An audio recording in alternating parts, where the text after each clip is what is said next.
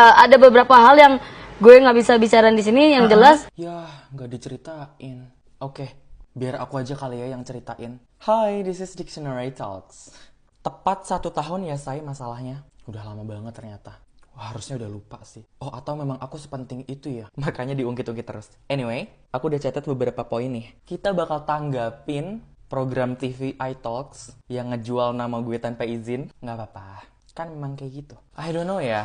Ini masalahnya super sepele sebenarnya, menurut gue. Langsung aja kali ya. Berawal di bulan Juni 2021, zaman-zaman aku sering traveling. Pas pandemi juga tuh waktu itu. Aku sering ngonten, keluar rumah, naik gunung. Dan beliau sebagai kakak yang baik dan peduli, beberapa kali ngingetin sih untuk kayak nyuruh aku pakai masker karena takut aku kena COVID katanya. Thank you loh. Pada suatu hari, waktu itu aku naik Gunung Prau. Yang zaman ini loh, ada yang inget gak? Beliau nge-DM, gue ngeri lo kena COVID, sangat perhatian banget. Terus waktu itu gue jawab, enggak apa-apa kok, aman. Karena gue pikir kayak, gue gak mau bikin lo repot untuk terus kayak perhatian gitu. Karena kayak gue bisa jaga diri gue gitu. Tapi thank you untuk perhatiannya, I love it. Singkat cerita, dari Prau aku beneran kena COVID. Tapi waktu itu belum dites, jadi aku nggak tahu itu COVID atau bukan. Tapi di situ aku bener-bener drop, sakit banget, badanku kayak lumpuh. Dan ngerti nggak kayak gejala COVID pada saat itu? Nah di situ beliau datang lagi, aku pikir bakal nyemangatin.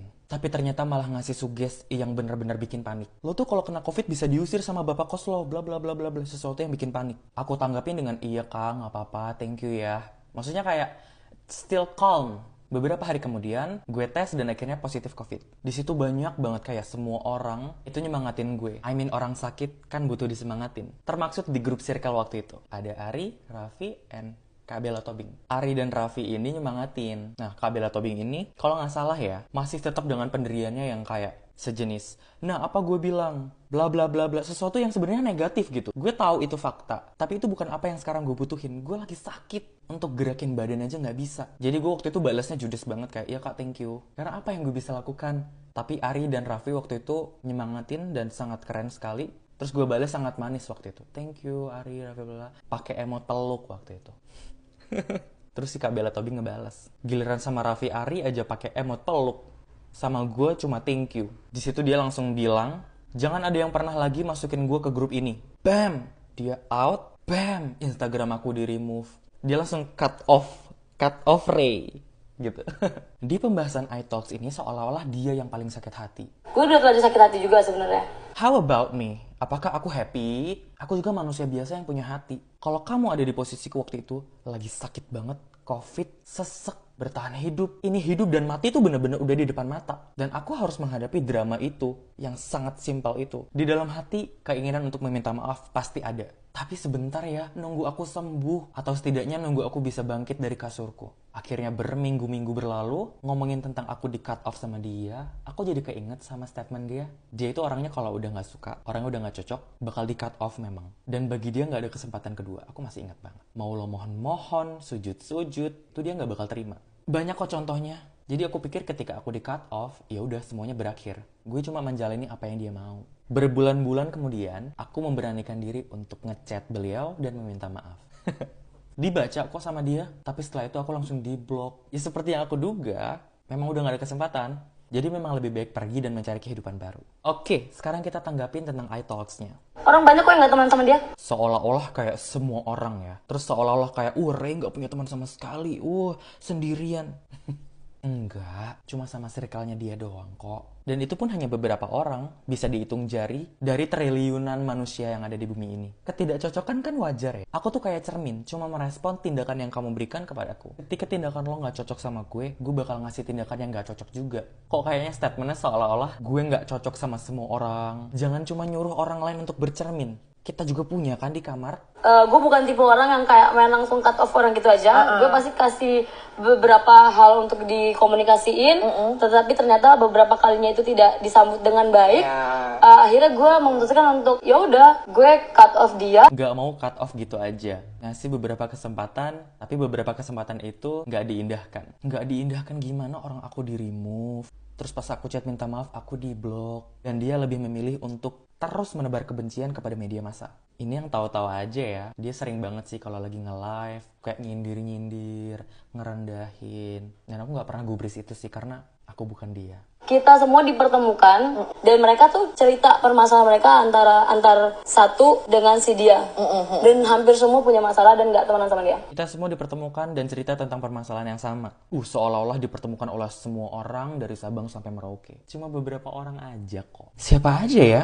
Cuma 4 orangan deh kalau nggak salah yang nggak cocok sama gue. Tapi nggak tahu deh kenapa jadi menyebar. Atau dihasut, atau memang penebaran kebencian itulah tadi. Tapi nggak apa-apa, biarlah orang lain yang menebarkan kebencian. Aku nggak ngelakuin kok, tenang aja. Keburukanmu, tindakan-tindakanmu yang kurang baik, atau sesuatu yang negatif tentangmu, nggak aku ungkapin kemana-mana kok. Aman, kan aku bukan kamu. Iya, maksud aku yang nggak ada masalah sama sekali, bahkan belum pernah ketemu aku, tiba-tiba ikutan ngebenci aku. I just confused. Iya, kebetulan aku dipertemukan sama orang-orang yang memang gak cocok sama aku. Dan itu hal yang wajar. Cuma sama mereka aja kok. Masih banyak banget orang yang berhubungan baik denganku, yang masih bisa menebarkan kasih sayang, kedamaian. Jadi ini bukan akhir dari dunia, tenang aja. Sebenarnya aku malah senang sih di cut off dari lingkungan yang sebenarnya gak baik buat aku. Terlalu ekstrim, terlalu kasar, terlalu sering membanding-bandingkan, terlalu sering merendahkan orang lain. Aku kurang terbiasa sama hal tersebut. Jadi, thank God aku udah dipisahkan dari orang-orang tersebut. Mending aku sekarang fokus sama followers aku yang positif, suportif, dan gak apa-apa sendirian. Jadi gak bakal banyak drama. Drama 1 tahun yang lalu. Kebaikan apa ya? Kebaikan apa ya?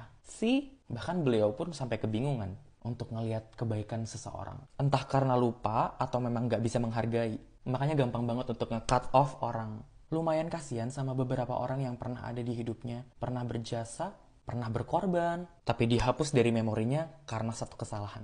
Padahal dia baru aja bilang gak suka banget kalau gak dihargai. Enggak, pertama dia tuh gak terima kritikan. Dia gak terima kritikan. Bener sih, aku gak suka dikritik, bener banget. Karena aku punya standar untuk dikritik. Aku masih terima, tapi harus lolos standar aku. Dengan kalimat yang benar, tujuan yang baik, sopan, dan membangun. Tapi kalau kasar, jatuhnya menghina, mempermalukan, itu bukan kritikan sih menurut aku. Jadi aku gak bakal terima itu.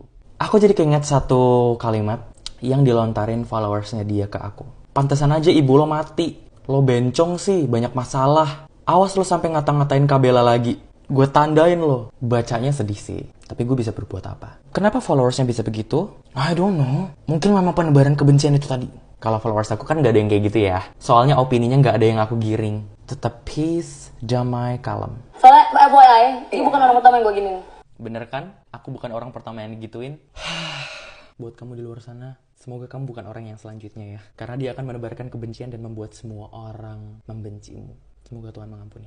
Anyway, for you, Kabela Tobing yang terhormat, thank you so much. Udah pernah jadi inspirasi buat hidup gue. Gue kayaknya gak bakal ada di titik ini deh kalau bukan karena lo. Itu yang pengen lo denger ya. Sebenarnya masih banyak banget hal yang bisa gue sampaikan. Tapi gue benci kegaduhan.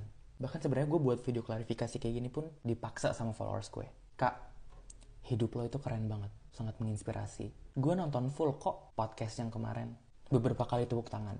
Tapi dengan mengungkit masalah 1 tahun yang lalu yang sebenarnya nggak begitu besar, kayak gini, itu sangat disayangkan banget. Jadi yang tadinya kayak, wah inspirasi banget, jadi kayak, jadi leader of hate speech. Gue harap ini bakal jadi pembahasan yang terakhir, karena jujur ini benar-benar nggak penting. Kak, lebih baik lo ngelanjutin karir lo, gue ngelanjutin karir gue, kita hidup di jalan masing-masing. Gue gak pernah kok bahas lo di media masa gue. Dan gue harap lo juga kayak gitu. Karena takutnya makin kelihatan mana sebenarnya hobi menggunjing, merendahkan, dan menggiring opini jahat.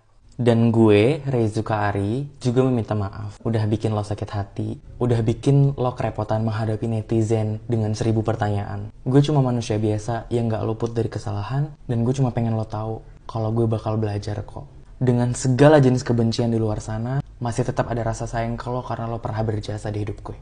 Oke, thank you teman-teman udah dengerin klarifikasiku yang gak seberapa ini. FYI, sebelum kalian kaget, kolom komentarnya bakal aku matiin. Karena aku gak mau kamu menghabiskan energimu untuk mengetik kalimat-kalimat jahat dan berkelanjutan untuk membenci sesama. Sekian, terima kasih.